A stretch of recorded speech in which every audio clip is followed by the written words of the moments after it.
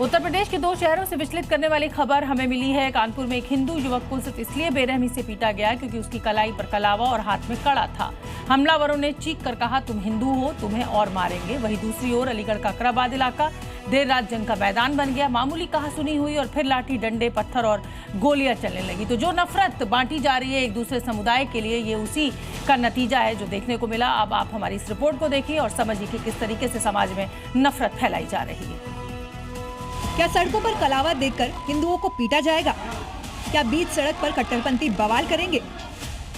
अब ये 2 तस्वीरें देखिए। पहली तस्वीर कानपुर की है, जहां हिंदुओं के हाथ में कलावा देखकर पीटा गया। वहीं दूसरी तस्वीर अलीगढ़ से सामने आई है, जहां कट्टरपंथियों ने बीच सड़क जमकर उत्पात मचाया। सबसे पहले बात कानपुर के किदवई नगर की। विश्वास गार्डन के पास राहुल और आकाश अपनी स्कूटी मोड़ रहे थे, तभी कार से हल्की टक्कर हुई। कार सवार शमशाद, नौशाद, सरताज और एक महिला आग बबूला हो गए। आरोप है कि राहुल के हाथों में कलावा देखते ही हमलावरों का खून खौल उठा। उन्होंने लात, घूसों, ईंट पत्थरों और डंडों से हमला कर दिया। कार के आगे गए तो उन्होंने रोका, आवाज थी, कह रहे कि तुम लोग को इंडिकेटर नहीं दिखता है क्या? हमने कहा भैया इंडिकेटर देते हैं तो आप क्या, इसका मतलब कि बिल्कुल सामने नहीं देखेंगे कोई आ रहा है तो आपने बिल्कुल गाड़ी चढ़ा देंगे? कह रहा तू मर थोड़ी ना गया। फिर उसके बाद उन्होंने गाली गलौज शुरू कर दी। तो हमारा दोस्त उतरा, फिर मैं भी उतरा, तो उसने बस सीधे आके उन्होंने मारना शुरू कर दिया। तो राहुल के आंख और नाक से खून बहने लगा। पुलिस ने शमशाद, नौशाद, सरताज और एक अज्ञात महिला के खिलाफ मुकदमा दर्ज कर लिया है।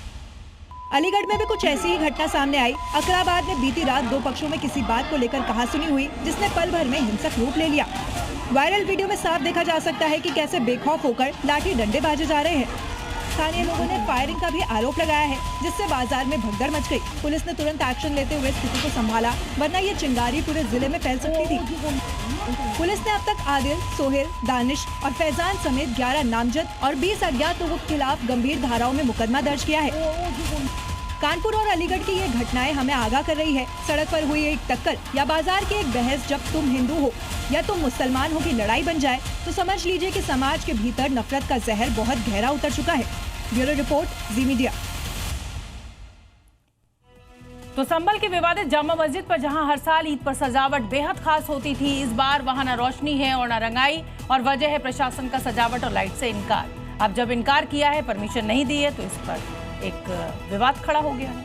ईद के मौके पर जहां एक तरफ हर मस्जिद को सजाया गया, रोशनी की गई, वहीं संभल में क्या हो रहा है, ये तस्वीरें देखिए। ये तस्वीरें संभल की उसी विवादित जामा मस्जिद की हैं, जहां हर साल ईद के मौके पर रौनक देखते ही बनती थी। रंग बिरंगी लाइटें, जगमगाता परिसर और इबादत के साथ त्योहार की खुशबू। लेकिन इस बार ये नजारा पूरी तरह बदल चुका है। ना सजावट है, ना रोशनी में रंग और ना ही रंगाई पुताई की गई, क्योंकि इस साल एएसआई और जिला प्रशासन ने मस्जिद की सजावट पर पूरी तरह रोक लगा दी है। ना लाइटिंग की इजाजत है और ना ही रंगाई पुताई की परमिशन दी गई।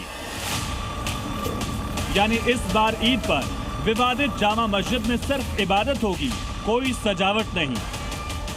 अगर पिछले साल की बात करें तो एएसआई की मंजूरी के बाद मस्जिद को भव्य तरीके से सजाया गया था। रंग बिरंगी लाइटों से पूरा परिसर जगमगा उठा, दीवारों की रंगाई पुताई भी कराई गई। लेकिन इस बार वही मस्जिद सादगी में नजर आएगी। इस फैसले से मस्जिद इंतजामिया कमेटी में खासी नाराजगी है। कमेटी के सदर जफर अली ने प्रशासन के इस कदम पर सवाल उठाए। उनका कहना है कि जब पहले अनुमति दी गई तो इस बार रोक क्यों? देखिए, वहाँ से कोई जवाब नहीं आया आज तक भी, और ये भी कॉल हमने की है, वो हमारी कॉल नहीं उठाते, काट देते हैं। एएसआई के जो ऑफिसर्स हैं उनको मैंने कई बार कॉल की है। मिले उनसे? व्यक्तिगत तो नहीं मिले, लेकिन फोन से ही हमने उनसे कॉल की है, और वैसे रजिस्टर्ड हमने उनको लेटर्स भेजे हैं, जिसका कोई जवाब आज तक नहीं आया। जहां एक तरफ कमेटी विरोध कर रही है, वहीं दूसरी तरफ प्रशासन का पूरा फोकस सुरक्षा व्यवस्था पर है।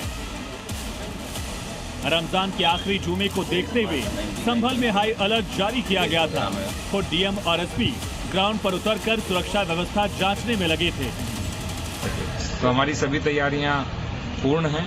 संवाद के साथ, समन्वय के साथ, सौहार्द के साथ, शांति के साथ हम जो आगे के 2 दिन हैं, अलविदा की नमाज है और ईद है, इसको सकुशल संपन्न कराएंगे। पेट्रोलिंग की गई, ये नियमित फुट पेट्रोलिंग का हिस्सा है। जो आमजन है उसमें विश्वास हो, और जो अपराधी है उसको जीरो टॉलरेंस की पॉलिसी के विषय में पता हो।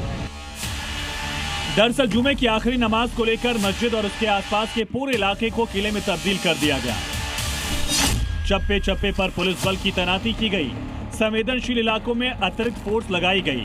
ड्रोन और सीसीटीवी से निगरानी, हर आने जाने वाले पर पैनी नजर रखी जा रही है।